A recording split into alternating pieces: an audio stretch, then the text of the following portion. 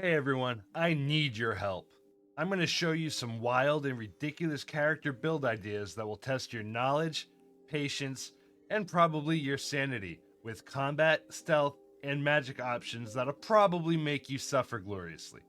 Even better, I'll let you all decide the build I'll play live on stream, where I'll do an entire playthrough with that build. Just let me know which one you want to see, or if you have an idea of your own, and the one with the most comments or likes will be the winner. Are all of these even possible to use? I'm not entirely sure, but that's half the fun in Oblivion. Be sure to subscribe so you see which build everyone picks, and watch me fail miserably at trying to play with it. Bonus points for no rest exploiting and no fast travel with these builds. Only resting when it makes sense in a bed at night, or in day if you're a vampire. The first option would be the Paladin of Pacifism. You'll make an Imperial for this one, choosing the Atronach as a burst sign, with your primary skills being Block, Restoration, Armorer, Speechcraft, Heavy Armor, Sneak, and Acrobatics. Your code, no killing, ever. You use shield bashes, crowd control, and buffs to protect NPCs and outlast enemies. You're the tanky babysitter of Cyrodiil. Granted, some enemies will need to be killed for quest purposes, but the idea is if there is any possible way to complete the quest without using a weapon, you are not allowed to use one. This next build idea would be the Berserker Brute. This is really a glass cannon build. You'll pick an orc with the burst sign of the warrior, and you'll make your primary skills Blade, Alchemy, Heavy Armor, Athletics, Armorer, Acrobatics, and Mercantile. This build is all about massive damage but no defense. You are not allowed to use shields, magic, or any ranged weapons. You sprint in, screaming like a banshee, and if you don't kill them first, well, you won't live to regret it. This build will be a challenge, especially with the complication that you cannot use potions during combat. Bonus points for also incorporating the rule that you can't rest to recover HP in between fights, unless it makes sense role-playing wise. Iron-Clad Idiot. You're going to choose a Nord race with the warrior burst sign, and your attributes are going to be strength and endurance, but you can really choose whichever ones you want. That's kind of part of the fun. I like to actually kind of randomly roll when I do these crazy builds to pick those random attributes, but we'll get into more of that random rolling in just a bit. But your major skills, at the very least, you're going to want Armor, Heavy Armor, Block, Blunt, and Athletics. I'll let you choose the last two yourselves. If you want a challenge, though, put something like hand-to-hand in there as well. And I also threw in Athletics, just because you'll be running a lot, so this will help with your leveling up. The rules of this class is you can only use iron gear. You can't go any higher than iron no matter what. No enchantments, no magic, no ranged weapons, and you must fight everything head on, no matter how big or dangerous the battle is. If you want pain, you try fighting a Zivali with an iron mace and 0 spell resistance, while being weighed down like a medieval fridge. There is no going past iron quality here, so after a few hours this will become a health sponge stab fest. Meet the Beast Mode class. Now this type of challenge is no gear, stealth only. You can choose a Khajiit or an Argonian for this, make your burst sign the Thief, have your attributes be speed and agility, or any combination you'd like, and your major skills are going to be athletics, hand-to-hand, acrobatics, mercantile, security, sneak, and speechcraft. This is no armor, no weapons, just your fists or claws, charm, and pure stealth. You cannot wear clothes or armor. You gotta rob them blind in your furry or scaly birthday suit. So in a nutshell, no killing unless you're caught. If detected, you must flee or surrender, and focus on pickpocketing, burglary, and fencing some stolen goods to get by. This next class I call the Forrest Gump, because you just keep running.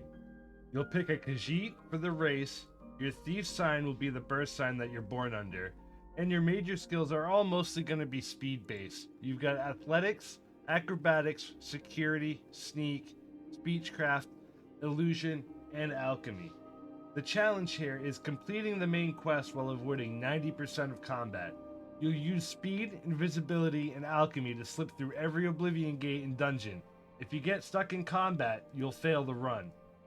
Those Oblivion towers, you gotta parkour your way to the Sigil Stone before that Dremora blinks. This is called Mirror's Edge, Daedric Edition.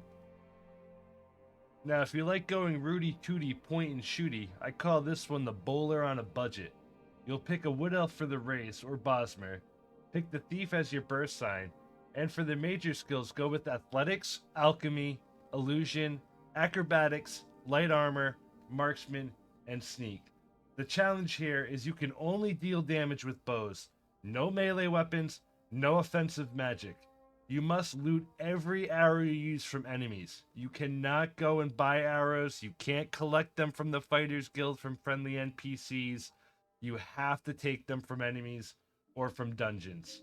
You will inevitably run out of arrows. You will be forced to kite Daedra for 10 minutes, and you will like it. This will require you to really hunt for every missed shot you take, as losing arrows and running out means you'll be standing by targets collecting more for a long time. And by the way, you're the target in this scenario. Coming into our magic classes here, we've got what I call the one-trick scholar. You'll pick an Altmer with the Atronach burst sign. Your attributes here, I just chose intelligence and willpower, obviously, because magic. But you only get to pick one school of magic for your major skills. So in this case, I chose destruction along with a variety of other skills. You could choose whichever ones you want as long as you only have one school of magic. This is a way to suffer creatively. There's no backup, no restoration in this case, no summoning in this case. If you're a destruction mage like me here, you've only got destruction magic. It's just pure, painful commitment to whatever choice you make. You'll want to do some heavy spell research before going this route with this class to ensure you're getting the spells you find most effective for a run for you. So, like again, you could choose destruction for a straight up slugfest with no healing, or you could pick illusion for total crowd control but zero direct damage. Here we have the Puppetmaster, a transformative caster. You would pick the Argonian for a race with the Mage Burst sign. You can choose your attributes however you want, however I went with intelligence and willpower here. And your major skills are mainly going to be alchemy, alteration, conjuration, illusion, and mysticism. And you can substitute out the other two with non-magic skills. Now, with this here, you don't fight enemies, you change them. Every fight must be won by turning enemies against each other, transforming your environment, or using summoned allies to do your combat for you. You operate from the shadows as a true puppet master in this case. You are not allowed to use destruction, and you must win every encounter through frenzy, fair, or command, trap usage with alteration or alchemy, summons tanking from you, or any of those. But you cannot do it. Meet the Arcane Masochist. In this option, you're going to be an Altmer with the Atronach sign. Your attributes, once again, your choice, but I went with intelligence and willpower being the magic build. And your major skills here being athletics, alchemy, alteration, destruction, illusion, acrobatics, and speechcraft. Now the challenge here is no armor, no shields. This is 100% magic offense here, but with a catch. You are weak to magic, you cannot regenerate magicka naturally, and you must use custom spells that damage you as well. That's the kicker. So for every positive effect a spell has, it must have a negative effect as well. Now here is a caveat. You can use the basic flare spell to complete the Mages Guild recommendation quest in order to unlock spellcrafting, but that must be done immediately, and from then on you can only use custom spells that you yourself make. At that point, all of those spells you get at the start are off limits. You become a glass cannon, but with every cast, this cannon explodes in your face a little bit too. Half of the challenge here is not only not dying to the enemies, but not dying to yourself too. Now we get to some really fun extreme builds, starting with the RNGesus. So for this one, you're going to randomize and roll everything. So on your race, roll it. Your burst sign, roll it. Your attributes, roll it. Your primary skills, randomly rolled.